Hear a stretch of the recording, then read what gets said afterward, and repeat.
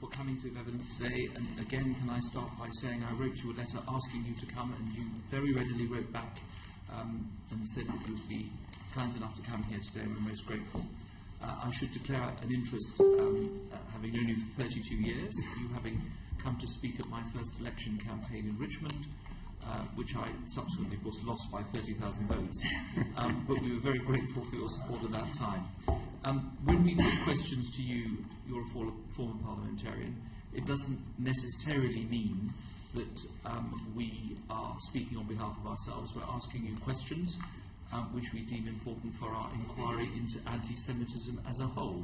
This is not an inquiry into you or into the Labour Party, but it is an inquiry that was suggested by my colleague David Winnick into anti-Semitism. So some of the things you say obviously are going to be relevant, but we'd like you to be aware of that. We've had some strong criticism of you personally from the President of the Board of Deputies, and indeed the leader of the Scottish National Party has just this moment said that your comments were wrong and you should have apologised. Do you want to take this opportunity of apologising for anything that you said in respect of any of the remarks that you've made? You very kindly supplied us with a very detailed account of your role in anti-racism over the last 40 years, but is there anything you want to say to this committee at the beginning? Well, if I had said that Hitler was a Zionist, I would apologise for that, because it's rubbish. What I said was, and you can still access this on the BBC website, that when Hitler won his election in 1932, his policy was that the Jews should be moved to Israel. He was supporting Zionism. He wanted all the 500,000 German Jews out. At that stage, his view was to move them out. By the autumn of 1933, he had negotiated a deal with the German Zionist organisation that did lead to 66,000 German Jews being moved to what is now Israel. Had the Zionists not negotiated that deal, those 66,000 Jews would have died in the gas chamber. Indeed. We will come on to that historical perspective, but to have the President of the Board of Deputies, and you've said in your statement, your very full statement to this committee, how as Mayor of London you worked with Jewish communities, when the President of the Board of Deputies says that your comments were abhorrent and offensive, that must cause you concern, because you're a politician. I know you don't hold elective office at the moment, but you must be concerned that the President of a group that you have represented as Mayor and as a Member of Parliament for Brent, as a large Jewish community, is saying what you've said is abhorrent and offensive. That must cause you concern. Absolutely. And if I had said it, I would agree it was abhorrent. But I didn't say it. I stated a simple historical fact. I was asked, I'd gone on to do that interview because I was defending the Labour Party against these accusations that we had a big problem with anti-Semitism. Vanessa Feltz asked me, was what Hitler did illegal? And I pointed out there were two phases in his policy. One to basically move Jews to what is now Israel, and then the liquidation, the genocide. It's a simple statement of historical fact. And again, we'll come on to his history shortly. People have said, Mr. Livingstone, that you are anti-Semitic. Are you anti-Semitic? Well, I've had this accusation thrown at me many times over the 35 years since I became leader of the GLC. The simple fact is, it's only been thrown at me when I'm being critical of the policies of the Israeli government. Now, if I denounce the South African government as riddled with corruption, no one's going to say I'm saying that because I'm a racist. And I think one thing that worries me very much by denouncing anyone who criticises the Israeli government as anti-Semitic, it blurs the issue. And anti-Semitism is a crucial problem. As we heard earlier, there's been a big surge in anti-Semitic incidents, and we need to be tackling that. And with respect to anti-Zionism, are you an anti-Zionist? Do you believe that Israel has a right to occupy, the people of Israel have a right to occupy their own land, and therefore they have the right to self-determination? Are you anti-Zionist? Well, Zionism has changed dramatically. In the 1930s... What is your definition of Zionism? I mean, I don't think you can do one. In the 1930s, it was seen by 90% of the Jews of the world as eccentric or extreme body. So could I stop you for a minute? Could I say to the people sitting at the back of the gallery, you must, when you're sitting in the back of the gallery, it is to hear the proceedings. If you're going to have conversations and you're going to be laughing to each other, we prefer you to do it outside. Thank you. Yeah. Now, I would assume that the vast majority of Jewish people around the world perceive themselves as Zionists. It's become synonymous with Judaism and with the state of Israel. But I've never been terribly interested in theory and things like that. I broadly like to focus on what's practical. So I'm not terribly interested in how you define Zionism. I'm interested in what we could do when I was mayor to reduce anti-Semitic incidents. But do you believe in the right of Israel to occupy its own territory on the basis of self-determination? I understand you think the definition has changed, but what are your beliefs? It's a foreign policy issue, isn't it? If anyone wanted my advice in the Israeli government, I'd say, I support the two-state solution, but you need one economy. There's no really safe, secure future for Israel until you totally integrate the Palestinians and the Israelis. And that, I think, could become a much wider economic bloc. When Israel was created, the idea was to create a safe haven for the world's Jews. Is it safe?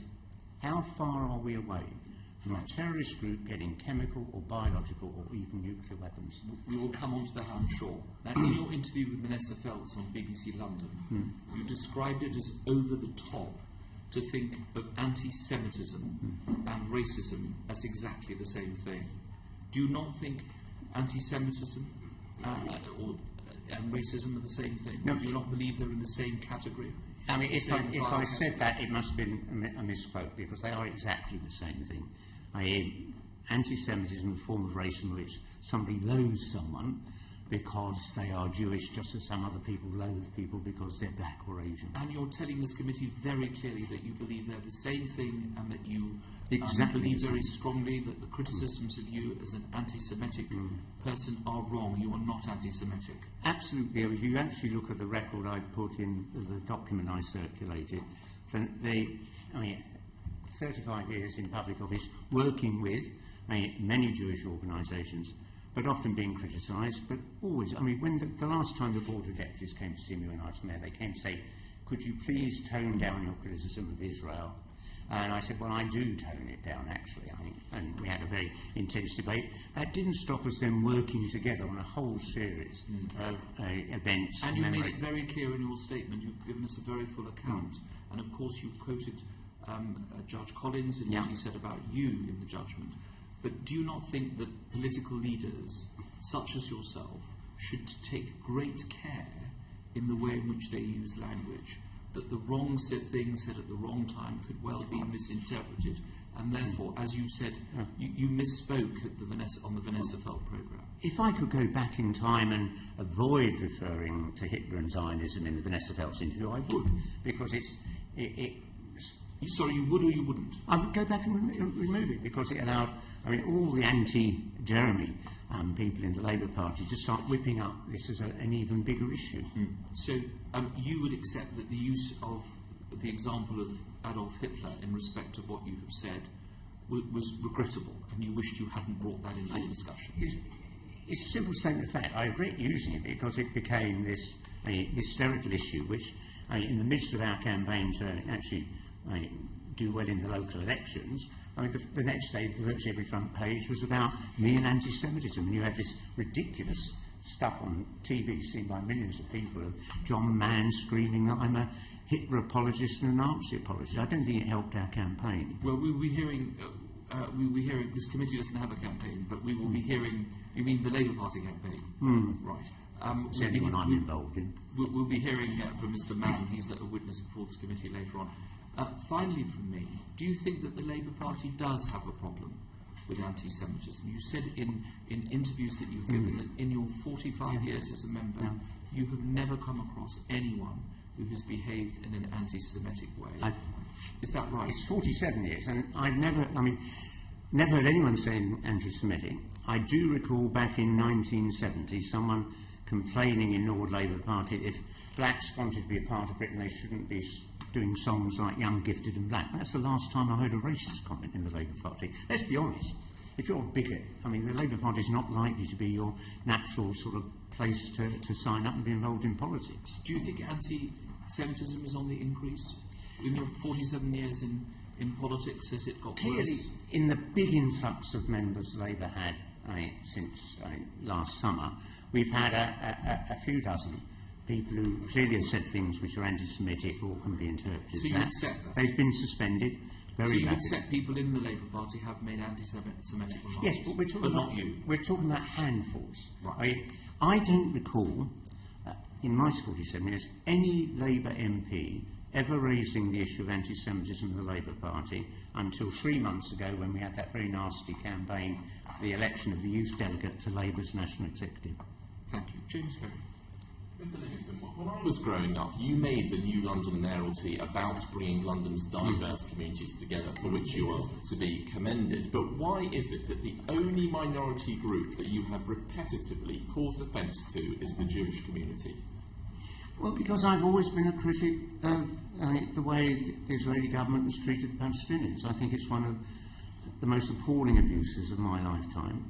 And not since the assassination of Prime Minister Rabin. We had an Israeli Prime Minister with the courage and strength of character and vision to start to think, what can we do to pull the Israelis and the Palestinians together in one happy future? Well, let me take you to an incident in 2005 that had nothing to do with the state of Israel, when an Evening Standard reporter was described by you as a German war criminal, and when you found out, because he told you he was Jewish, you said, all right, you might be, but actually you were just like a concentration camp guard, for which you refused to apologise. And you've referred to us in your submission that Mr. Justice Collins' comments when your suspension was revoked. What you didn't refer us to was where he also said in the judgment, when he knew, and that he is you, that Mr. Feingold was particularly offended because he was Jewish, to go on to compare him to a concentration camp guard was indefensible. The appellant could have put the criticism to rest by apologising. He chose not to do so. He could, and in my view should have apologised for any particular hurt occasioned, not only to him but to others, including but not limited to Jews. And you didn't apologise after that either. So can I just ask you, Mr. Livingstone, why it is that you have no compunction about using words and phrases that you know very well will offend Jewish people and not apologising? I've often been offensive to reporters, and I think they've usually deserved it. The particular situation there was we had many events at City Hall, receptions. That night, we had our first ever lesbian and gay reception to commemorate Chris Smith becoming the first MP to come out. That was the first time the Evening Standard ever asked to be admitted to one of our receptions. I said no, because clearly they were going to come along and be unpleasant. And there was the guy outside at about 9 o'clock. I made it clear I wasn't going to talk to him. As I walked away, he pursued me shouting the same question, and I was rude to him, yes. I've been rude to any journalist. There's no way I can tell a journalist is Jewish. Right. Well, let's move to the more recent. I know you still don't apologise for that, but we'll move to the more recent incident with Naz Shah. Now, Naz Shah did apologise, and apologised profusely for what were disgraceful and anti-Semitic comments on social media. But instead of acknowledging her apology, or even just remaining silent, you said her comments were not anti-Semitic and went on to say that Hitler had, in the initial stages, been supporting Zionism. Would you acknowledge that those comments merely poured petrol on the fire and caused very grave offence to Jewish people? I had never met Naz until the Labour Party asked me to go and campaign for her at the election. I was incredibly impressed. Here was a woman who had a very difficult life. She was in a viciously unpleasant campaign up against George Galloway. And in my time with her, she said nothing anti-Semitic. She did some silly things on her website, one of which was using that economic study done in the United States, which showed that it would be cheaper if all Israel's Jews moved to America, because America spends something like $3 billion a year supporting the Israeli state. But that's not anti-Semitic. I think her stuff was over the top, and particularly the remarks that she made back in 2010, I think it was, but they were made at a time when there was a very unpleasant conflict going on, and she was obviously angry. I don't think she's anti-Semitic. Do you think that, much as Mr. Justice Collins found a decade ago, that your persistent and absolute refusal to apologise for offence you caused to Jewish people compounds the initial offence that you caused by your comments? Well, let's be absolutely clear about this. I couldn't move, this last few months, I can't get down the street without people stopping me and saying, we know what you said is true, don't give in. Of course, a lot of Jewish people in the community are offended because they've been told a lie. They've been told that I was a Nazi apologist. What appalls me is that a handful of Labour MPs used this issue, deliberately lied about what I'd said, and smeared me because they wished to undermine the leader of the Labour Party. It's that simple. And they should be the ones being suspended. You deny that there is any problem with anti-Semitism in the Labour Party, yet the former Labour MP, Tom Harris, said this: if anyone still doubts that the Labour Party has a problem with Jews, they should look no further than Ken Livingstone. And you know the most depressing thing, the party membership will still re-elect him to the NEC at the next available opportunity. Do you think he's right? No. Thank you. And somebody else has been quite critical. The new mayor of London, your successor, Sadiq Khan, said that he wore a badge of shame over anti-Semitism in the Labour Party, and that he wished that the Labour leadership could have been tougher on this issue. Do you think that Sadiq Khan is right to say there should be a badge of shame worn because of Sadiq ran a very good campaign reaching out to all London's communities to try and bring them together, and I think that's exactly what he should do. I can only say, as I said, I'm sure these few dozen I want you to answer the question about Sadiq Khan saying he wears a badge of shame over the failure to tackle anti-Semitism. I think it's wrong because I don't think Labour has failed to tackle it. Under Jeremy Corbyn, the people who said these anti-Semitic things have been suspended within days. Thank you. David Winnick. The core of the controversy, Mr. Livingstone, as you know, is the manner in which you stated that the Nazis wanted to move Jews to Israel, leaving aside, as you would recognise, there was no Israel, you mean Palestine, presumably. Yeah. Could you give any evidence where Hitler or any of the other murderous gangsters said that was their policy? On the 6th of July 1920, Hitler made a speech in which he said this, and I quote, "Jews belong to Palestine, and it is only there that they can expect their full civil rights." And as I said, when he came to power, he negotiated a deal to move Germany's Jews to Palestine, and I've never criticised the Zionist movement for making that deal, because the only other alternative at the time was the worldwide boycott of German goods by Jews all over the world. And as we saw with South Africa, that didn't work then, and I don't think it would have done. So they had to deal with who was in power, however repellent, however anti-Semitic, but it saved the lives of 66,000 Jews. Yeah. Now, you gave a quote from 1920. Between 1920 and onwards, and particularly when the Nazis took power, when Hitler was appointed Chancellor on the 30th of January 1933, can you give any indication of documentary evidence where the Nazis said the Jews should move to Palestine? Oh, there's the source, and I know everyone's going to say, well, Lenny Brenner's an old trot and he's not an academic. So I brought you, if you wish to see it, the December 1978 article in the Chicago University of Chicago Press, the Journal of Modern History, by Francis R.J. Nicosia, who has a whole range of details about not just the movement of Germany's Jews, but the agreement that was reached with Adolf Eichmann and the Zionists that shipments of Mauser pistols were sent to arm the Haganah. The simple fact is, you have to I watched Tony Blair have to deal with some really repellent regimes and embrace some of them. If you can't stand evil people, you shouldn't come into politics because you have to deal with them. But when the Nazis took power, how did they treat the Jews? Well, this is the appalling thing. There was a whole wave of anti-Semitic legislation, there was Kristallnacht, but if you... No, before Kristallnacht, that was 1938. Yeah. But from the moment the Nazis took power, how did they treat the Jews? Did they deny them citizenship? Yes. No, Mr. Livingstone, if you just answered the question, were they denied citizenship by 1935? They were completely discriminated against from the moment... In every conceivable way, without mass murder. Is that not the case? The Jews were discriminated against in every possible way, but mass murder certainly didn't take place to the war years. Is that correct? Yes. And if I can... Mr. Winnick, yes, let's sorry, witness answer. yes. I mean, if you look at, I mean, the situation, from the moment Hitler came to power, anti-Semitic legislation, discrimination, absolutely endemic. The only group of Jews he worked with was the Zionists. And his deputy, Heydrich, wrote in 1935 or 36 in his diary that, I mean, there are two kinds of Jews, those that wish to be assimilated and the Zionists are the ones we should work with. Jews were allowed to leave Germany.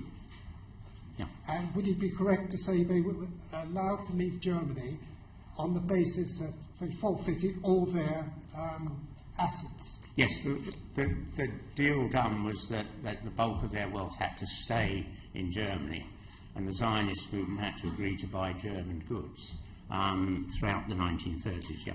Order, I think we need to try and address our questions to the current inquiry. Yes. This is very History. interesting. What I'm saying to you, Mr. Livingstone, the offence has been caused by the fact that you have said, in effect, that there was an agreement, a general agreement between the Zionists, as we describe them, and the Nazi government. In fact, the only agreement, basically, was the one which you rightly referred to, which no one denies, the Havara or transfer agreement, which allowed some 60,000 Jews to leave with their assets. Is that not so? That's exactly the one I was referring to. That was Hitler's support for Zionism, and at that World Zionist Congress, there was a vote of 240 to 48 opposing the worldwide boycott of Nazi goods. And would it not also be the case that that agreement, far from being secretive or unknown, has been well documented? No one, you wouldn't deny that. It's been exactly. So many stories have written about it. Yes. It's published. Yeah. Mr. Livingstone, can I ask you whether you feel that by your actions and the manner in which you put your case over the matter which I've just spoken about, you haven't really advanced the Palestinian case effectively? Well, I don't know what I could do to do it. I mean, I don't think that Netanyahu's government is sort of particularly unresponsive to pressure from Obama, let alone anything I might be saying. What I'm asking you is that by the manner in which you approached subjects, not for the first time, but particularly since this latest controversy, there's been a tendency, wrongly in my view, as in yours, to link criticism of Israel with anti-Semitism. And what I'm saying to you, though I don't suppose for one moment you agree, that you've helped that. In other words, people who say they're criticising Israel as anti-Semitic point to you, and therefore, to a large extent, you have undermined the recent case for Palestinians, which is not, as we both agree, actually anti-Semitic at all. I spent a couple of weeks in Israel in 1986 as a guest of Mapam, the left wing of the Labour Party. I found myself, I went everywhere except Gaza. They gave me a very extended tour. I stopped on a kibbutz, which seemed to be all filled with lefties like me. At that stage, there seemed to be a real potential there for Israel coming to a deal and reaching out to the Palestinians. I think under Netanyahu, we are getting no progress at all. Now, I support the two-state solution and also one economy, to lock it in place, perhaps to extend it eventually to neighbouring states. Thank you. That's very helpful. Just as a follow-up, were you trying to advance the Palestinian cause in your interview with Vanessa Feltz and your subsequent comment? Is that why you did all this? No, I don't think we would. The only thing we were talking about in all the interviews, not just with Vanessa, was is there a problem with anti-Semitism in the Labour Party? And David here has been in the party a lot longer than I have. I don't think he would honestly say that we've been a vehicle for anti-Semitism. He is not a witness, so you can't ask him that question, but we can ask Mr Burrows to continue.